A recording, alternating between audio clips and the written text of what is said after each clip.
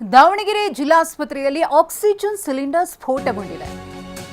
ಏಕಾಏಕಿ ಆಗಿರುವಂತಹ ಘಟನೆ ಇದು. ಏಕಾಏಕಿ ಸ್ಫೋಟದಿಂದಾಗಿ ಆಪರೇಷನ್ ಥಿಯೇಟರ್ನಲ್ಲೇ ಬೆಂಕಿ ಕಾಣಿಸಿಕೊಂಡಿದೆ. ಜಿಲ್ಲಾಸ್ಪತ್ರೆಯ ಆವರಣದಲ್ಲಿ ದಟ್ಟ ಹೊಗೆ ಆವರಿಸಿತ್ತು. ರೋಗಿಗಳಲ್ಲಿ ಆತಂಕ ಮನೆ ಮಾಡಿತ್ತು.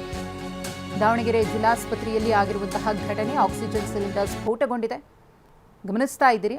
ಆ ಸಿಲಿಂಡರ್ ಸ್ಫೋಟಗೊಂಡ ನಂತರದಲ್ಲಿ ಅಲ್ಲಿನ ಚಿತ್ರಣ ಯಾವ ರೀತಿಯಾಗಿ ಬದಲಾಗಿದೆ ಅಂತ ಹೇಳಿ. ಆಪರೇಷನ್ ಥಿಯೇಟರ್ನಲ್ಲಿ ಆಗಿರುವಂತಹ ಘಟನೆ ಇದು. ಏನು ಕಾರಣ ಅನ್ನೋದು ಇನ್ನಷ್ಟೇ ಗೊತ್ತಾಗಬೇಕಿದೆ. ಎಲ್ಲ ರೀತಿಯ ಮುಂಜಾಗ್ರತೆಯನ್ನು ವಹಿಸೇ ಆಸ್ಪತ್ರೆಗಳಲ್ಲಿ ಆಕ್ಸಿಜನ್ ಸಿಲಿಂಡರ್ಗಳನ್ನು ಶೇಖರಣೆ ಮಾಡಿ ಇಟ್ಕೊಂಡಿರ್ತಾರೆ. ಅದು ಕೂಡ ಆಪರೇಷನ್ ಥಿಯೇಟರ್ನಲ್ಲೇ ಹೀಗಾಗಿದೆ ಅಂದರೆ, ಒಂದು ವೇಳೆ ಯಾವುದಾದ್ರೂ ಪೇಷಂಟ್ಗೆ ಆಪರೇಷನ್ ಮಾಡಬೇಕಿದ್ರೆ ಈ ರೀತಿ ಆಗಿದ್ದಿದ್ರೆ ದೊಡ್ಡ ಅನಾಹುತವೇ ನಡೆದು ಹೋಗ್ತಿತ್ತು.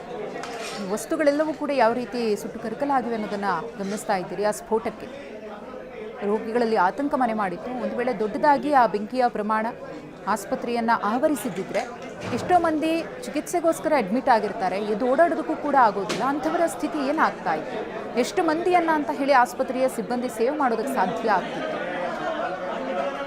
ಸಂಪೂರ್ಣವಾಗಿ ಆಪರೇಷನ್ ಥಿಯೇಟರ್ ಸುಟ್ಟು ಕರಕಲಾಗಿದೆ. ಆ ಸಿಲಿಂಡರ್ ಸ್ಫೋಟಗೊಂಡಿರುವಂತಹ ದೃಶ್ಯ, ಅಲ್ಲಿದ್ದಂತಹ ದಾಖಲೆಗಳು, ಮೆಡಿಕಲ್ ಎಕ್ವಿಪ್ಮೆಂಟ್ಸ್ ಎಲ್ಲವೂ ಕೂಡ ಬೆಂಕಿಗಾಹುತಿಯಾಗಿದೆ. ಬೆಂಕಿಯನ್ನು ಸಂಪೂರ್ಣವಾಗಿ ನಂದಿಸಲಾಗಿದೆ. ತದನಂತರದ ದೃಶ್ಯಗಳನ್ನು ನಾವು ನಿಮಗೆ ತೋರಿಸ್ತಾ ಇದ್ದೀವಿ.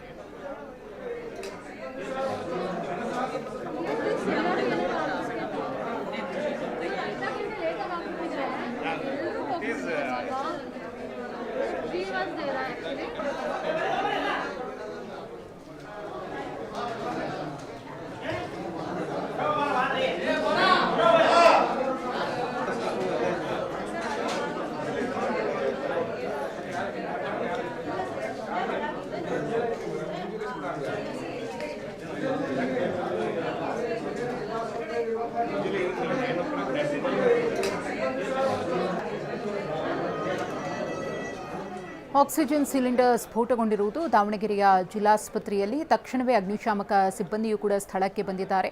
ಸಂಬಂಧಪಟ್ಟಂತಹ ವೈದ್ಯಾಧಿಕಾರಿಗಳು ಕೂಡ ಸ್ಥಳದಲ್ಲೇ ಮುಖಾಂ ಹೂಡಿ ಅದರ ಬಗ್ಗೆ ಪೊಲೀಸರಿಗೆ ಮಾಹಿತಿಯನ್ನು ಹಂಚಿಕೊಳ್ಳುವಂತಹ ಕೆಲಸವನ್ನು ಕೂಡ ಮಾಡಿದ್ದಾರೆ.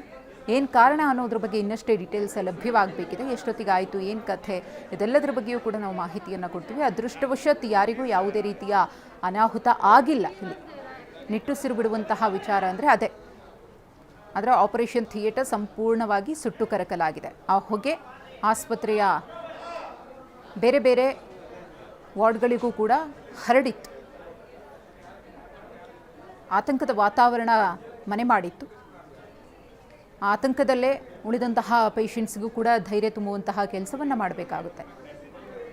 ಈ ಘಟನೆ ಮತ್ತೆ ರಿಪೀಟ್ ಆಗದಂತೆ ನೋಡ್ಕೊಳ್ಬೇಕಾದಂತಹ ಮಹತ್ತರ ಜವಾಬ್ದಾರಿ ಆಸ್ಪತ್ರೆಯ ಆಡಳಿತ ಮಂಡಳಿಯ ಮೇಲಿದೆ.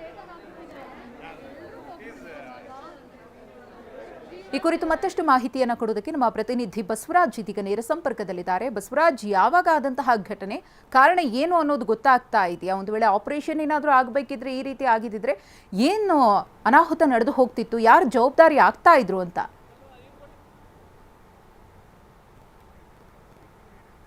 ಸಂಪರ್ಕ ಸಾಧ್ಯವಾಗ್ತಾ ಇಲ್ಲ. ಪೊಲೀಸರು ಕೂಡ ಸ್ಥಳಕ್ಕೆ ಬಂದು ಮಾಹಿತಿಯನ್ನು ಕಲೆ ಹಾಕಿದ್ದಾರೆ. ಕಾದ್ ನೋಡೋಣ ಇದಕ್ಕೆ ಏನು ಕಾರಣ ಅನ್ನೋದು ಅತಿ ಶೀಘ್ರದಲ್ಲೇ ಗೊತ್ತಾಗಲಿದೆ.